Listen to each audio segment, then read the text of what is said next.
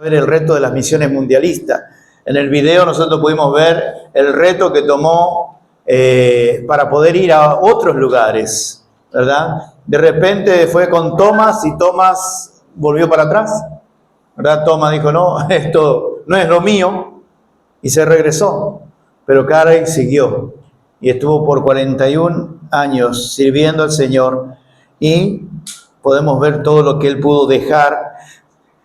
Después de 8 años, el primer converso, después de 8 años, la primera persona que aceptó al Señor y se bautizó, después de 8 años.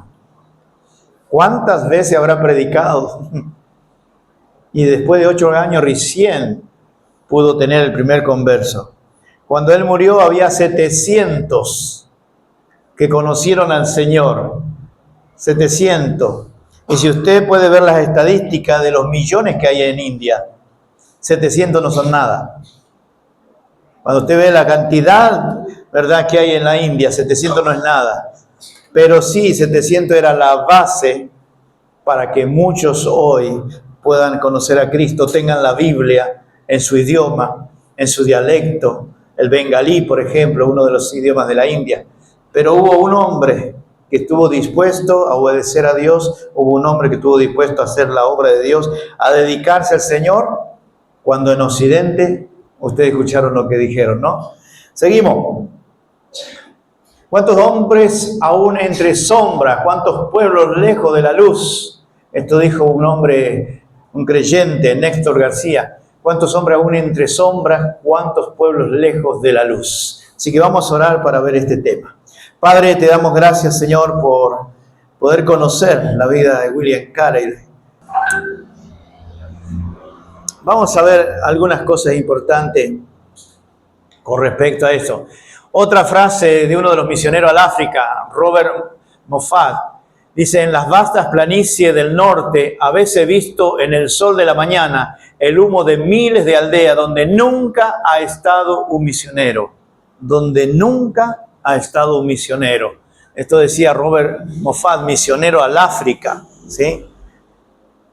Tenemos lo que es la Gran Comisión, nosotros la conocemos, vamos a leerlo, ¿verdad? Para que el Espíritu Santo trabaje en nuestro corazón a través de su palabra. Mateo capítulo 28, lo sabemos de memoria, pero es bueno recordarlos. Es bueno ir ahí, porque la palabra de Dios es viva y eficaz, ¿verdad?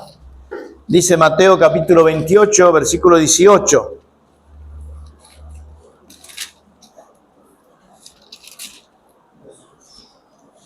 Y Jesús se acercó y les habló diciendo: toda potestad me es dada en el cielo y en la tierra.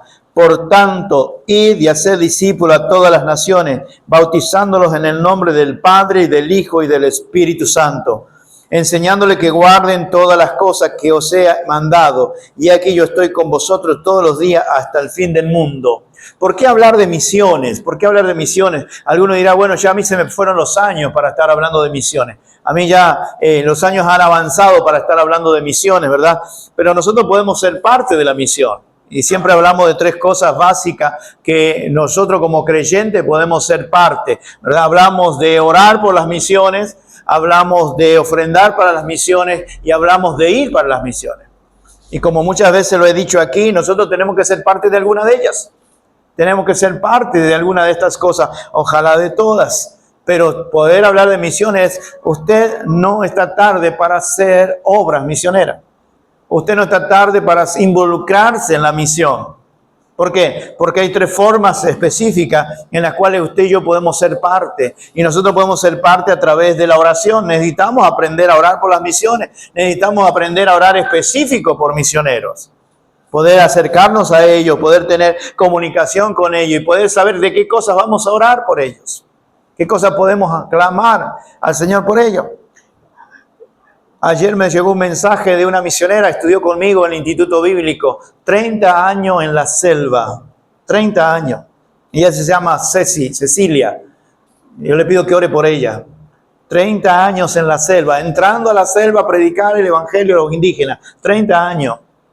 Hoy está en un hospital en intensivo, está en UCI. y buscando la manera de cómo sacarla para otro hospital privado a ver si pueden ayudarla. Y estuvo 30 años en la selva.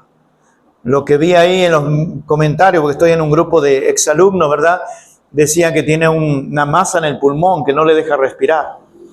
Y entonces tienen que intervenirla.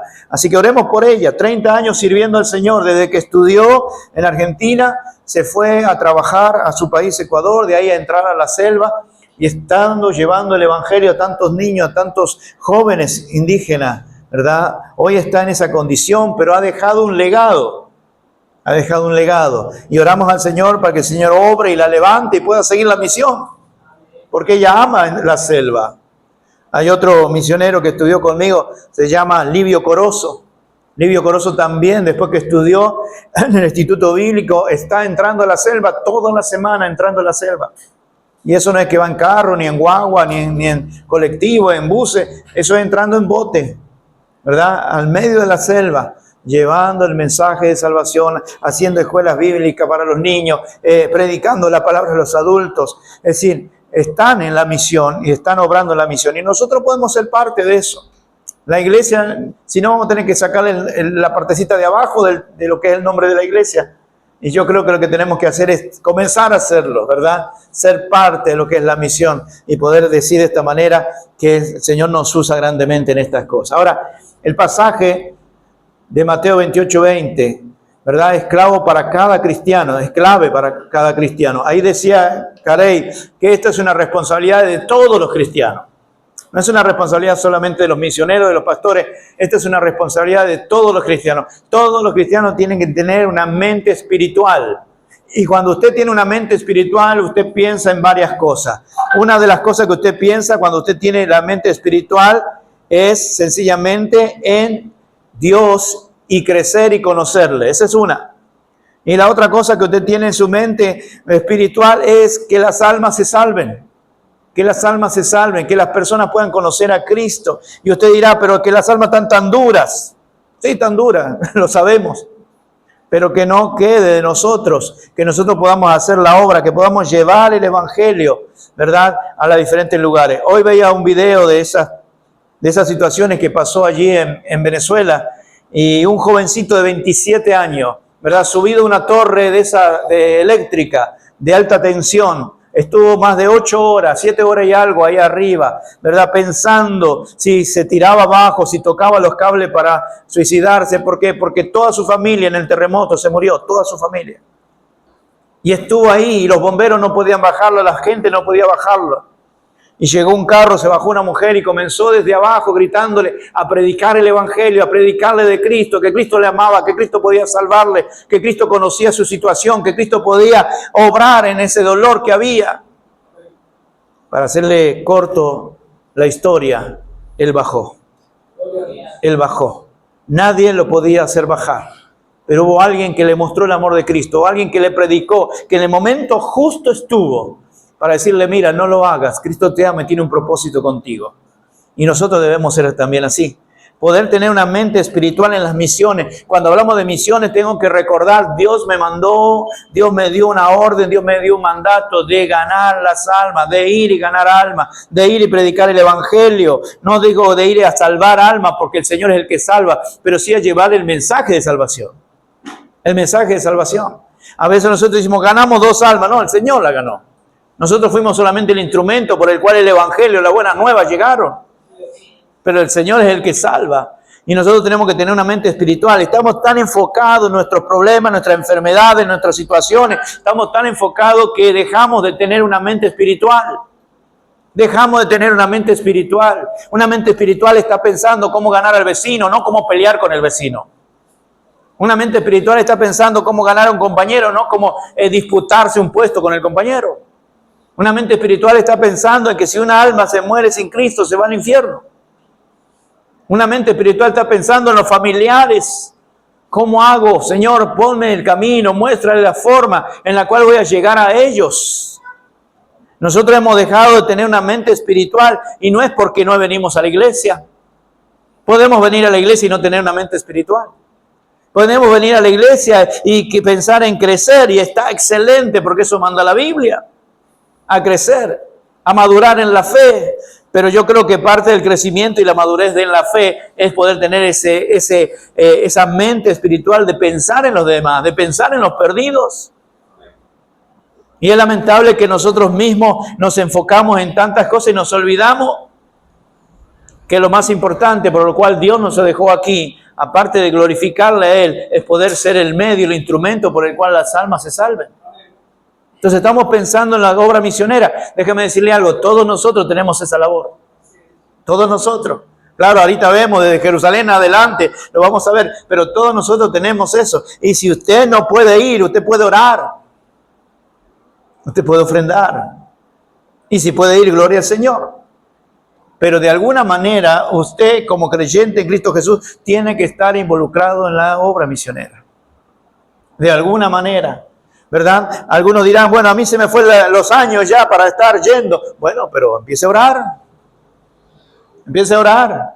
Empiece a interesarse en personas que están quizás lidiando en la obra misionera. Empiece a buscar por qué cosa específica poder orar por ellos. ¿Verdad? A veces criticamos a los misioneros que no son de la misma línea, que son así, que son así, y nos olvidamos de que ellos dejaron todo para venir a la obra misionera. Y pueden tener su carácter, pueden tener su personalidad, pueden ser como sean, pero ellos dejaron lo más quizás amado por uno para estar en la obra misionera. Deberíamos estar contentos de que vienen gente a predicar el Evangelio, a llevar el Evangelio, a ayudarnos para hacer la obra que Dios nos ha dejado, que es poder compartir el Evangelio y llevar el Evangelio. Seguimos ahí. Según este pasaje, ¿hasta dónde hay que ir? ¿Qué dice Mateo? Hasta lo último de la tierra. ¿Podrá usted tocar el corazón de un misionero y el corazón de algún inconverso en la China, en África, en la India? Claro que sí, a través de la oración. A través de la oración. A través de orar y de clamar por personas que están siendo útiles, instrumentos útiles en tantos países y lugares. Hubo un pastor aquí que nos visitó, Aaron, de nombre Aaron. Y ahí su esposa puso una foto. A las 2 de la mañana estaba frente al púlpito con una Biblia y una luz, predicando ahí en Estados Unidos a 500 pastores de la India. 500 pastores de la India. Animándolos a seguir adelante, a confiar en el Señor. Cuanto hay otros lugares como África que están masacrando a los cristianos, que están matando a los cristianos. Pero de una u otra manera, este pastor estaba impactando el corazón de aquellos siervos que estaban en ese lugar. A miles de kilómetros. Y tomando las Escrituras y animándole y consolando los corazones y exhortándole a seguir adelante hasta que Cristo venga.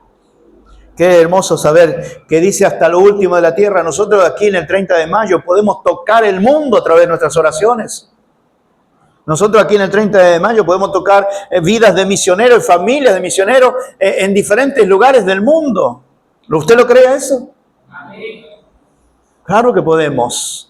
Porque una de las cosas que tenemos es aprender a orar por aquellos que están batallando, que están llevando el Evangelio, como lo que ha pasado en Venezuela. ¿Cuántos creyentes están ahí? Acercando comida como los demás. Y los demás están prestando ayuda, y ellos también. Y los demás están llevando agua, y ellos también. Y los demás están llevando comida, y ellos también. Y los demás están sacando escombros, y ellos también. Pero ellos tienen algo más importante, que es el precioso Evangelio de Jesucristo. Y por eso que es efectivo, porque Cristo vino para salvarnos y darnos la oportunidad también de poder ser útil. Es difícil pensar en dejar la familia y las comodidades e ir tan lejos a gente que tal vez no quieren recibir ni oír de Dios. Dejar toda la familia y todas las cosas para ir a un lugar donde de repente le rechazan. 8 años tuvo que ir predicando el Evangelio. Y 8 años, después de 8 años recién la primera persona aceptó al Señor. Quizá alguno de nosotros no hubiésemos regresado la primera semana. Estoy aquí predicando y nadie se convierte. Pero después de 8 años el Señor le dio la primera alma y la pudo bautizar. Yo me imagino cuando la primera persona aceptó al Señor, quizás levantó la mano, no sé, quizás lo dijo, yo no sé cómo fue. Pero me imagino a Caleb preguntando, ¿estás seguro que aceptaste a Cristo? ¿Estás seguro que lo hiciste de verdad? Qué maravilloso habrá sido. Yo me imagino que ese día el gozo que tenía este misionero habrá sido extraordinario de ver al primero después de tantos años. Pero qué bueno es que ese primero trajo a otros y pudo seguir creciendo la obra. Así que pensar en esto, hablar de aquellos que dejan sus comodidades, carreras y cuantas cosas para poder llevar el Evangelio. ¿Qué autoridad y respaldo tendrá el que acepte al resto misionero de discipular a gente de otra cultura y creencia? Ahí está el versículo de Mateo 28, 18, que estábamos leyendo. Dice, toda potestad me es dada en los cielos y en la tierra. La autoridad viene de Dios. Esa es la autoridad que acompaña a todo aquel que obedece el mandato del Señor.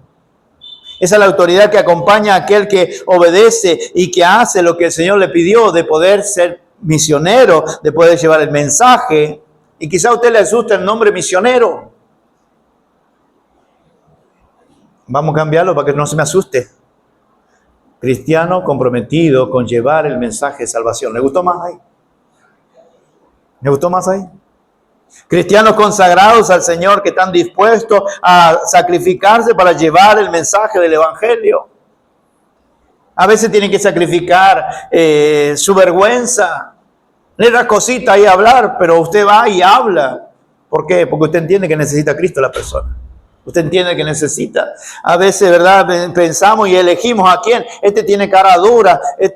Quizás este está como cara enojada. Este no, pero este como está sonriendo, voy a ir a este a predicar el Evangelio. Y es probable que si le predicaba al otro se convertía. Pero el Señor nos manda a hacer la obra y Él nos da la autoridad. Todo el que obedece el mandato del Señor tiene la autoridad de Dios. Todo el que obedece el mandato de Dios no solamente tiene la autoridad de Dios, sino tiene la presencia de Dios. Yo estaré con vosotros todos los días hasta el fin del mundo. Así que no solamente la autoridad, sino también lo que es la presencia del Señor. Y todo el que obedece el mensaje, lo que es el mandato del Señor, tiene un mensaje que cambia vida, que transforma vida, que toma vidas desde lugares donde uno ni se imagina y prepara instrumentos útiles para seguir avanzando en la obra del Señor. Y eso lo hace Dios. ¿Pero qué quiere? Que nosotros podamos tener conciencia de esto y podamos aceptar el reto. Hablar de discipular a gente de otras culturas, creencias. Gente que ha tenido que aprender idiomas para poder ir y predicar el Evangelio a alguien. Conozco a muchos amigos misioneros que tuvieron que pasar tiempo en el país aprendiendo la lengua hasta poder aprenderse lo que es el mensaje de salvación en esa lengua y recién poder predicar el Evangelio. Y a mí qué difícil se me hace aprender un idioma. Pero gente que en la gracia de Dios lo han hecho por la ayuda del Señor, que no solo ha aprendido un idioma, sino que ha aprendido tantos idiomas para poder traducir una Biblia para que todos puedan encontrarse con el Señor. Seguimos ahí. Al mandarnos a ir al fin del mundo, ¿qué prometió Cristo en Mateo 28, 20? A veces pensamos, ¿no?, que aquí en la comodidad Cristo está conmigo, pero cuando vaya allá, no, yo estaré con vosotros todos los días hasta el fin del mundo. Cuando el Señor nos manda, su gracia nos acompaña. Cuando el Señor nos manda, el Señor nos acompaña para poder seguir haciendo la obra misionera. El que nos manda a ir hasta el fin de la tierra es nadie más que Jesucristo, nada más y nada menos que Jesucristo, creador del mundo, el que dio su vida por cada alma y resucitó de los muertos para darnos salvación. Él es el que está con nosotros. Yo estoy con vosotros todos los días hasta el fin del mundo. Cuando usted le va a hablar a su vecino, a su compañero, el Señor está con usted. Y a veces tenemos como miedito y nos olvidamos que el Señor nos da la autoridad. Toda autoridad me da, por tanto yo los mando. El Señor nos da la autoridad y a veces uno está con miedito. ¿Cómo le hablo? Olvídese que el que tiene la verdad es usted, que conoció a Cristo. Y usted vaya sabiendo que Dios le ha dado esa autoridad de ir a hablar, porque usted va a hablar palabra viva. Va a hablar palabra de Dios. Y por eso puede ser parte de ese mandato del Señor de la obediencia. Nuestra autoridad de predicar en lugares opuestos al Evangelio viene del mismo. Y no solo dice esto, también promete estar a nuestro lado siempre, en cualquier lugar lejano, cercano, donde estemos, el Señor promete estar con nosotros. Hay lugares donde no se puede hablar de Cristo abiertamente, pero ahí necesitan a Cristo. Aún en los lugares donde no se puede hablar abiertamente. Hay lugares donde se está hablando del Señor a gente que no quiere oír del Señor. O gente que persigue cuando hablas del Señor. Gente que estaba escuchando a mi esposa en un programa que ella escucha de una señora que fueron a un lugar, no puedo decir el nombre, ¿verdad? Pero fueron a llevar Biblias de contrabando. Y yo la miraba a mi esposa y digo, ¿qué cosa? Llevar Biblia de contrabando. Cuando es lo mejor que puede recibir a alguien. Pero ese lugar está prohibido el cristianismo, ese lugar está prohibido lo que es las escrituras, la Biblia. Y ellos estaban llevando de contrabando. Y el esposo le dice, hoy siento que no tienes que ir con nosotros hoy. Y ella dice, yo no vine aquí para yo quedarme en el cuarto, yo quiero. Y tenían que viajar en avión. Todos pasaron, menos ella. Porque a ella la revisaron y encontraron Biblia. Y le quitaron todas las Biblias. Todas las Biblias. Y yo decía, pero usted es un contrabandista, sí. ¿De qué? De Biblias. Cuando aquí nosotros la tenemos en cualquier esquina. La tenemos en cualquier librería. Hasta en un supermercado usted encuentra y compra una Biblia aquí. Y allí tenés que llevar escondida, tratar de pasar la Biblia para que gente que está deseosa de leer, de escuchar la palabra de Dios a través de la lectura, haciendo sacrificio para tener Biblia, y nosotros aquí la tenemos y no la leemos. Yo recuerdo cuando llegó a China, besaban las escrituras, besaban la Biblia, ¿verdad? Nunca habían tenido una Biblia completa en sus manos. Y nosotros tenemos 2, 3, 4, 5, ¿cuántas versiones? La tenemos en la computadora, la tenemos en tantos lugares. Hasta en el bolsillo, ¿verdad? Pero misioneros que estuvieron dispuestos a dar su vida, a ser encarcelados, a perder su vida por pasar Biblias. La Biblia es lo mejor que le puede pasar a una persona, recibirla. La Biblia es lo que cambia a las personas en este mundo. Y tenés que contrabandear. Es así que la humanidad está lejos de Dios. Es así que la humanidad está endurecida con Dios, que no le quiere dar lugar, no solamente a una Biblia, a un cristiano, a una iglesia que predica para el favor y el bienestar de las almas de este mundo. Tremendo. Seguimos. Jesús prometió dar el poder del Espíritu a sus discípulos y después les dio un mandato. Vayamos ahí a Hechos capítulo 1, versículo 8. ¿Cuál fue según Hechos 1:8? Vayamos ahí. Hechos capítulo 1, versículo 8. Dice, pero recibiréis poder, ¿cuándo?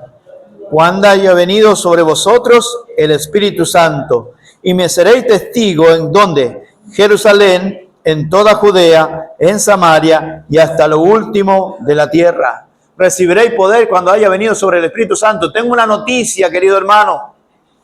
Tengo una noticia. Ya el Espíritu Santo vino.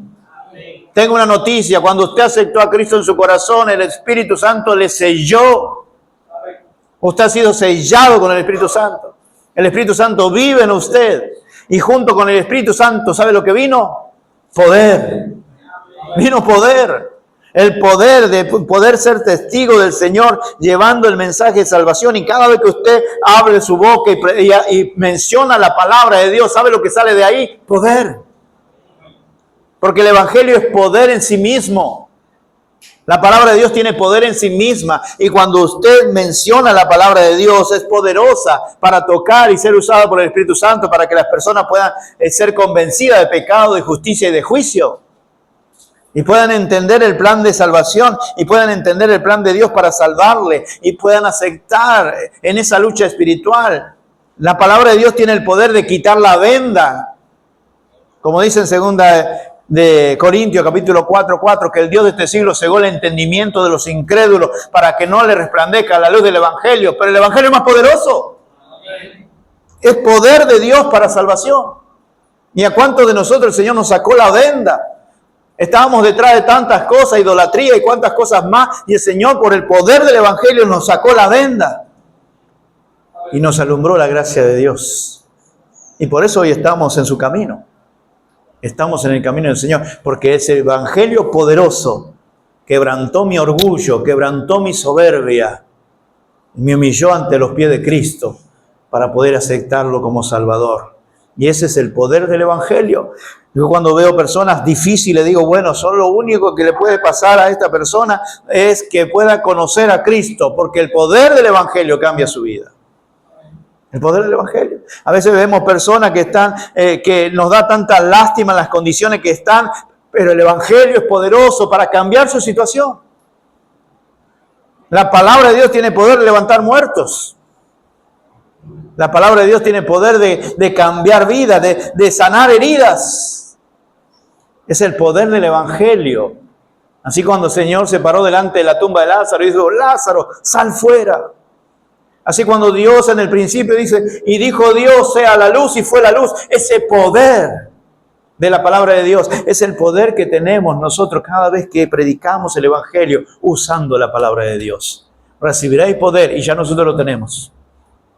La pregunta que queda en nuestra mente y en el corazón dando vuelta, ¿y entonces qué estamos esperando? Porque ya el poder lo tenemos. ¿Será que nosotros no estamos teniendo una mente espiritual? ¿Será que no estamos teniendo un corazón espiritual? Para no estar pensando qué voy a comprar, qué voy a cenar, qué voy a hacer esto, qué voy a hacer aquello. Son cosas normales de la vida, pero dentro de todo eso, ¿cuál es el plan de Dios para mi vida? ¿Qué es lo que tengo que hacer? ¿Hacia dónde tengo que apuntar? ¿Qué es lo que Dios me está pidiendo que haga? Cuando hablamos de obra misionera, cuando hablamos de las misiones, tenemos que hablar de una mente espiritual que se preocupa por las almas, que le duele las almas que se mueren sin Cristo. El dolor de ver catástrofe como pasó en tantos lugares. Siempre la pregunta en nuestra mente es, ¿cuántos de ellos habrán tenido a Cristo? ¿Cuántos de ellos habrán tenido a Cristo? Quizás escucharon de Cristo, quizás se rehusaron a Cristo, pero uno dice, ¿cuántos habrán tenido al Señor? Seguimos ahí. Jesús les mandó a dar testimonio de Cristo. ¿En dónde? Según el versículo que leíamos. Jerusalén, en toda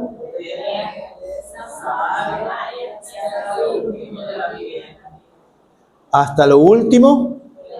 Muy bien. Definamos nuestra Jerusalén. A ver. A ver.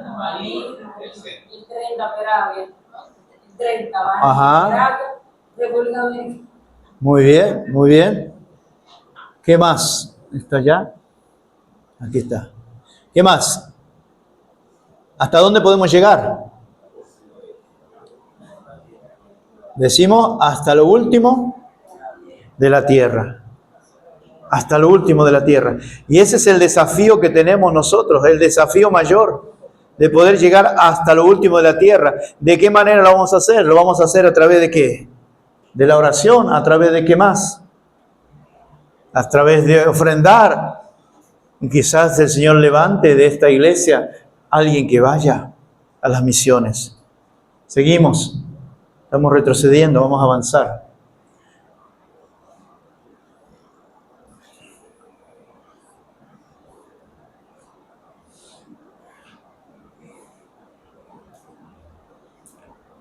Ahí tenemos entonces el mandato de hacer discípulos de todas las naciones, llevando el Evangelio hasta el fin de la tierra. Está bien claro y sin equivocaciones. El Señor dijo hasta lo último. En lo conocido en la época del apóstol Pablo, el apóstol Pablo dijo, dijo, todo lo he llenado con el Evangelio. ¿Se acuerdan? En lo conocido en aquella época. En el mundo conocido de aquella época, todo lo había llenado del Evangelio. Ahora la pregunta es, ¿cuándo lograremos nosotros llenar el 30 de mayo con el Evangelio? Entiendo que no hemos pasado casa por casa. Vamos a tener que hacer una campaña. Pero no una campaña acá enfrente de la iglesia. Una campaña de 2 en 2, puerta por puerta. Todo el Evangelio, todo el 30 de mayo tiene que escuchar de Cristo. ¿Cuántos se subirán al reto? ¿Cuántos se subirán al reto?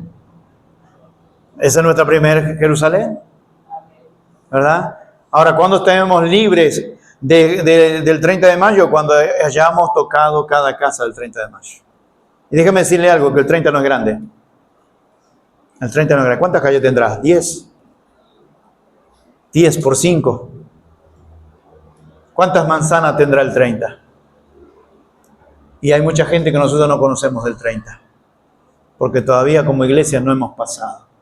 Hemos predicado el Evangelio. Hemos ido a varios lugares aquí de esta zona. Hemos ido casa por casa. Pero todavía nos falta. Y después entonces de la Jerusalén, ¿qué viene? Después del 30, ¿qué viene? Toda la ciudad de Baní. La provincia Peravia. Y así seguimos mencionando. Esa es nuestra labor, queridos hermanos. No nos enfoquemos solo aquí. Comencemos aquí. Pero tenemos que seguir avanzando. El Evangelio tiene que seguir avanzando. Dice ahí en este versículo, miramos una progresión desde la ciudad de Jerusalén, donde se encontraban, a su provincia, Judea, la provincia vecina, Samaria, y por fin hasta lo último de la tierra. ¿Hasta dónde logramos los primeros discípulos llevar el Evangelio en el siglo, ¿verdad? Primero, ¿hasta dónde lograron ellos llevar? ¿Pudieron llevar hasta lo último de la tierra? Los primeros discípulos predicaron no solo en sus pueblos, pero recorrieron el mundo conocido, ¿verdad? Las buenas nuevas, las buenas noticias. Sin embargo, no lograron evangelizar el mundo entero. Y cuando uno ve los apóstoles, ¿a dónde terminaron? Algunos terminaron predicando en la India, como por ejemplo Mateo. Mateo fue asesinado en la India, predicando el Evangelio. Y otros que fueron a los países, ¿verdad?, de todo Medio Oriente, llevando, algunos llegaron a España, ¿verdad?, y llevaron el Evangelio al mundo conocido, pero no llegaron a todos lados. Y esa es la responsabilidad que nos queda a nosotros. Fíjense ahí esa franja. Esa franja muestra, en ese rectángulo, muestra los lugares no alcanzados o menos alcanzados. Le llaman lo que es, se lo dije en algún momento, la ventana 1040. 10 grados al norte del Ecuador, a los 40 grados al norte del Ecuador. Dice, es el área donde se encuentra el 85% de los pueblos no alcanzados, el 85% de los pueblos no alcanzados. Y fíjese, hablamos el otro día de las religiones, ¿verdad?, que se practica en la mayoría de esos lugares. Le hago una pregunta, ¿deberíamos orar por China, por India, por Irán? ¿Y por cuántos países que están ahí sobre África, que son los menos alcanzados? ¿Queremos ser una iglesia misionera? Necesitamos empezar a orar por las misiones. Necesitamos orar por las misiones. Tenemos cuántos desafíos. Esta tarea la dejaron a los cristianos que le iban a seguir desde entonces. El mensaje ha llegado a nuestros países gracias a hermanos que tomaron en serio el mandato de hacer discípulos en todo el mundo. Eran misioneros. ¿Sabe qué cultura vino a traer el Evangelio aquí? ¿Sabe de dónde eran los primeros misioneros que trajeron el Evangelio a República Dominicana? ¿O a la Española? ¿O a Quisqueya, la Bella? ¿De dónde vinieron los primeros misioneros al país por donde entró el Evangelio? Aquí el Evangelio entró por lo general por la zona norte, por la costa atlántica. Misioneros de diferentes lugares, misioneros de Inglaterra, misioneros de España, misioneros de diferentes países europeos. entraron a este país con el Evangelio. Misioneros de Estados Unidos entraron a este país con el Evangelio. Así entró el Evangelio en la República Dominicana. Usted puede estudiarlo en la historia, ¿verdad? Pero déjeme decirle algo. Los países que mandaron misioneros hoy están suplicando por misioneros ellos. Los países que fueron pioneros en traer el Evangelio a este país hoy están clamando y suplicando por misioneros. ¿Qué pasó con esa generación? ¿Qué ha pasado con las otras generaciones?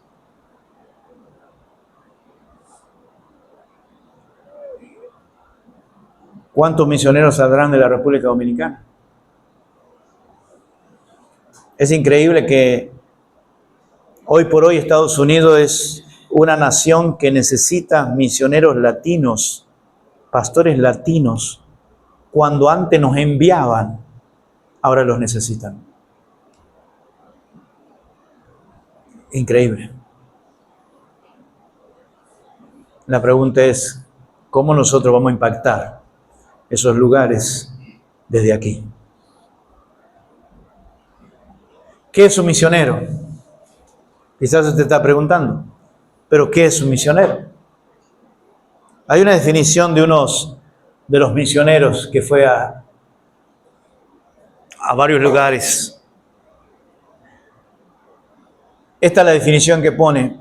Un misionero es un discípulo enviado por Dios y su iglesia, que cruza fronteras de geografía, cultura, religión, idioma y de cosmovisión a fin de evangelizar, establecer y fortalecer la iglesia integral.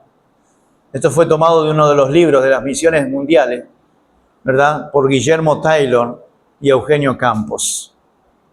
Es una definición. ¿Qué es un misionero?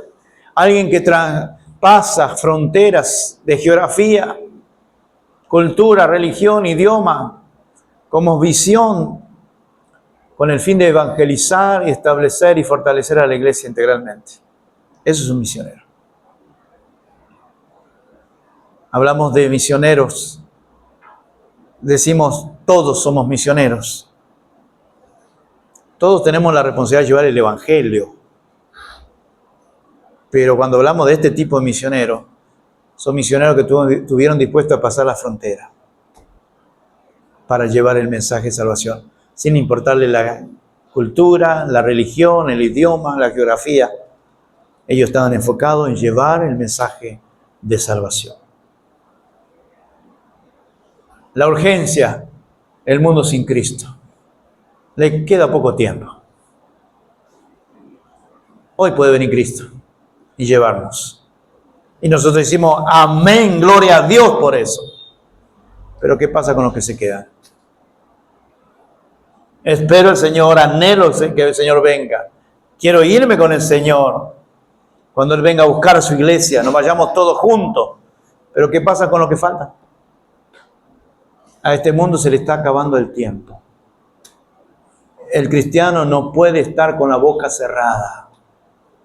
El cristiano tiene que hablar de Cristo todos los días, llevar el mensaje, pensar, tener una mente espiritual. ¿A quién hoy le voy a hablar? ¿A quién hoy le voy a alcanzar? ¿A quién hoy le voy a llevar el mensaje de la buena nueva? ¿A quién hoy me voy a acercar? Por lo menos para ir preparando el camino para hablarle de Cristo.